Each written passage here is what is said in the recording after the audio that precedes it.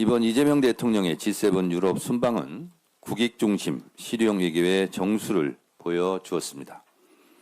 한반도 평화, 정착과 안정을 위한 공동 노력의 필요성을 설파하는 한편 수출로 먹고 사는 국가로서 자유무역에 따른 상호 이익을 적극 설득하는 일거양득의 성과를 거두었습니다. 전임 대통령은 외국에 나갈 때마다 불안했었는데 이재명 대통령은 외국 순방에 나갈 때마다 어떤 또 성과를 거두고 돌아오실까 기대를 국민들도 많이 하는 것 같습니다. 특히 당장 다음 달 1일부터 적용되는 이후의 새로운 철강 관세에 대해 무관세 쿼터 물량을 최대한 확보한 것은 우리 기업과 국민에 직접적으로 도움이 되는 크나큰 성과가 아닐 수 없습니다. 이후에 탄소 국경 조정 제도에 대해서는 검증기관에 한국 기관도 포함해 줄 것을 요청하고 이후에 산업 가속화법에 대해서도 대한민국은 EU와 FTA를 체결한 나라이므로 EU와 동일한 처우를 받게 해달라고 당당하게 요청했습니다. 또한 이탈리아와의 특별 전략적 동반자 관계로 격상하여 첨단 산업에서부터 문화 관광에 이르기까지 협력의 폭을 크게 넓힌 것도 중요한 성과입니다. 이쯤에서 박수 한번 좀 쳐야 되는 거 아닙니까? 네. 엄청난 성과를 거두었습니다. 무엇보다도 G7 정상회담 공식 만찬 자리에서 미국 트럼프 대통령 옆자리에 앉아 한반도 평화와 한미동맹, 중동 정세에 대해 90분이 넘는 약 2시간에 걸친 환담을 나눈 것은 이번 순방의 백미 중의 백미입니다. 이재명 대통령은 한반도에서도 지속 가능한 평화가 정착될 수 있도록 트럼프 대통령의 관심과 관여를 기대한다고 했고 이에 트럼프 대통령은 한반도 평화를 위한 기여 방안에 대해 고민하고 이를 위해 이재명 대통령과도 긴밀히 소통해 나가겠다고 약속했습니다. 그리고 외교에서 이런 개인적인 부분도 굉장히 중요한데요. 부부 동반 골프 약속도 했습니다. 트럼프 대통령이 항상 서명하는 그 서명한 펜도 선물로 받았습니다.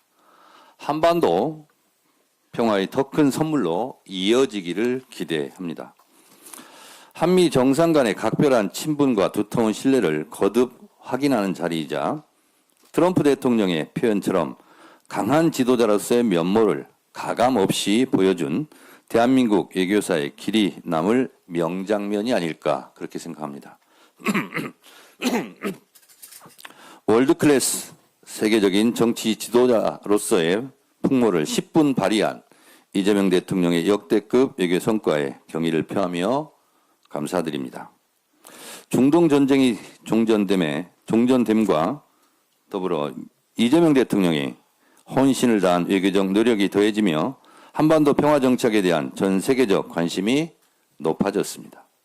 교황청 방문에서도 한반도 평화를 향한 우리의 노력을 강조하며 레오 14세 교황님의 방북을 제안한 바 있습니다. 트럼프 대통령도 8년 전 북미 정상회담에서 김정은 북한 국무위원장과 산책하며 나란히 찍은 사진을 자신의 SNS에 게재하면서 북미 대화 재개에 대한 기대가 높아지고 있습니다. 멈춰선 북미 대화가 재개되고 남북 관계도 새로이 물꼬를 터서 한반도 평화 정착과 안정에 큰 진전이 있기를 간절히 소망합니다. 당정청이 똘똘 뭉쳐서 한반도 평화 정착과 번영을 위한 이재명 대통령의 노력에 적극 동참해야 할 때입니다. 평화를 위한 길은 따로 없습니다. 평화가 곧 길입니다. 평화가 흔들리면 경제도 흔들립니다. 평화가 곧 경제입니다. 한반도 평화 정착과 국정 안정을 위하여 국회 차원에서 당 차원에서 할 수 있는 모든 일을 다 해야 합니다. 한반도 평화의 시계를 힘차게 돌려나갈 수 있도록 이재명 대통령을 중심으로 똘똘 뭉쳐 합심 단결, 합심 노력하자는 말씀을 드립니다. 오늘 본회의에서는 6.3 지방선거 투표용지 부족에 따른 국민 참정권 침해 사태에 대한 국정조사 특위 구성 채택과 계획서 승인이 이루어질 예정입니다. 6.3 지방선거가 끝난 지 2주가 지났음에도 불구하고 사회적 혼란과 갈등이 계속되고 있습니다. 잠실 개표소 봉쇄 시위로 인해 아시아 선수권 대회에 출전하는 펜싱 국가대표팀 준비에 차질이 생겼습니다. 자신의 손에 익은 장비를 챙기지 못하고 다른 선수의 장비를 빌려 출국하는 기막힌 상황이 발생했습니다. 어제 천준호 수석 그리고 이모경 의원 또 한 분 누구였죠? 전용기 의원 새 국회의원이 현장을 방문한 바 있는데 다음을 기약하고 돌아올 수밖에 없었습니다. 이재명 대통령께서도 잠실 개표소 봉쇄 시위대의 마구잡이식 사적 검문과 대한체육회 업무방해 등 불법 행위에 대하여 엄정한 조사를 지시한 바 있습니다. 행정안전부, 법무부, 경찰 등의 관계기관에서도 이러한 행위에 대해서 적극적이고 지혜로운 조치가 있어야 할 것으로 생각합니다. 국민의힘도 부정선거 음모론에 편승해 노골적으로 선거 불복 행태를 보이고 있는데 무책임한 선동과 국민 분열 조장은 용납될 수 없습니다. 더 이상의 사회적 혼란과 갈등은 백해무익합니다. 국회 국정조사특위 구성과 계획서가 여야로 합의 처리되는 만큼 이제는 사안의 본질로 돌아와 철저한 진상규명과 책임자 처벌, 확실한 재발방지 대책과 근본적인 개혁안 마련에 여야가 함께 머리를 맞댈 수 있기를 강력히 촉구합니다. 더불어민주당은 신속히 국정조사에 착수하여 이번 사태의 원인을 면밀하게 짚어보고 확실한 재발방지 대책을 마련할 것입니다. 이미 당 차원에서도 선거관리제도 개선 특위와 국민참정권 수호 TF를 구성해 활동해온 만큼 국회 국정조사 특위와도 유기적으로 협력하여 선거관리 전반의 제도 개선과 근본적인 개혁안을 함께 논의해 갔으면 좋겠습니다. K민주주의와 국민의 참정권 수호를 위해 다 함께 노력하자는 말씀을 드립니다. 감사합니다. 고맙습니다. 이어서 한병도 원내대표님의 모두 발언이 있겠습니다. 예, 의원님들 반갑습니다. 방금 전에 코스피가 사상 처음으로 또 9,000선을 돌파를 했습니다. 지난달 15일 8,000선을 처음 넘은 지 불과 한 달 만인 것 같습니다.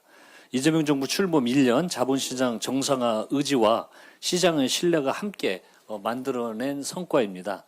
민주당은 이 온기가 일부 대형주에만 머물지 않고 국민 모두의 삶으로 번질 수 있도록 정책적 뒷받침을 더 열심히 하겠다는 말씀 드립니다.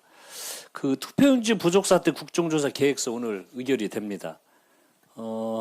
아마 저희 민주당 의원님들 조사위원으로 정리가 됐는데 제가 당부의 말씀 드렸습니다. 아마 정말 실력이 뛰어나시고 선관위에 대해서 이해의 폭이 아주 넓으시고 그리고 이번 조사에 임하면서 국민적 의혹을 하나도 남기지 말고 이번에 투표 부족 사태가 왜 일어났는지 정확한 진상 규명을 저는 이번에 우리 위원님들이 확실하게 밝혀주실 거라 확신을 하고 있습니다.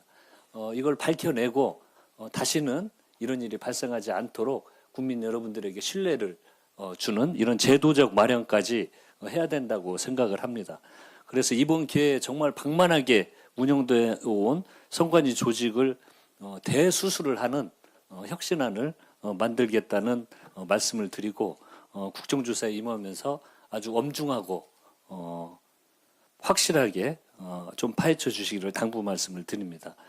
그리고 원구성 관련해 가지고는 지금 어제 수석간에 두 차례 만났고 어제 원내 대표 수석간 2+2 회동을 했습니다. 쟁점은 법사위원장입니다. 어제 양당 대표 간에도 저쪽은 관례를 이야기를 하면서 법사위원장을 내놓지 않으면 협상할 수 없다는 이야기고 저희들은 그 관례가 저번에 그 국힘에서 보여줬던 것이 법사위원장을 가져가면은요 아마 이게 이제 정치적 상임위가 될 겁니다. 그래서 모든 현안이 생기면 법사위를 통해서 일을 못하게 아마 다 틀어막을 겁니다. 그러면 이거 관례에 따르다가 저희들은 상임위에서 열심히 의원님들 노력해서 법사위 가면 정치적 쟁점으로 다 틀어막을 겁니다. 그럼 법사위를 양보하면 저희들은 일을 못하는 무능한 당이 될 것입니다. 그래서 이 원칙에 대해서는 전 추호도 흔들릴 생각이 없고요. 법사위는 민주당이 확실하게 가져온다라는 원칙을 가지고 흔들림 없이 협상에 임하도록 하겠습니다. 그리고 그렇게 했을 때 이 일하는 국회를 만드는 것이고 그 성과를 내는 거다 그렇게 생각을 합니다. 국힘에서 아마 이제 오늘부터 또 계속 협상은 멈추지 않고 협상을 진행을 할 텐데 그 원칙 하에 뭐 아주 폭넓게 의견을 청취하고 협상을 하되 기본 원칙은 이번 원구성 협상을 하면서 흔들리지 않겠다라는 말씀드리고 또 하나 강조 말씀드리는 건 법사위 외에도 이제 더 이상 저번에 의총장에서 말씀드렸듯이 시간 끌지 않겠습니다. 마냥 협상 안 된다고 지금 안 되는 것이 2달 후에 하면 협상이 잘 됩니까? 저는 그렇지 않다고 생각을 합니다. 여야가 일을 하고 지금 당장 이제 중동 문제 해결되면서 현안 해결해야 될 것들이 밀려오고 민생 현장에는 필요한 것들이 수도 없이 밀려오는데 관리에 따라서 2달 이후에 협상한다? 협상이 안 된다고 이것 또한 저는 무능한 운영이라는 생각이 듭니다. 그래서 이 원구성 협상도 앞으로 시간을 길게 끌어서 할 생각 없고 뭐 날을 새서 협상을 하더라도 빨리 협상을 하고 성과를 내는 게 국민들에 대한 도리다라는 생각으로 협상에 임하도록 하겠습니다. 네, 감사합니다. 감사합니다.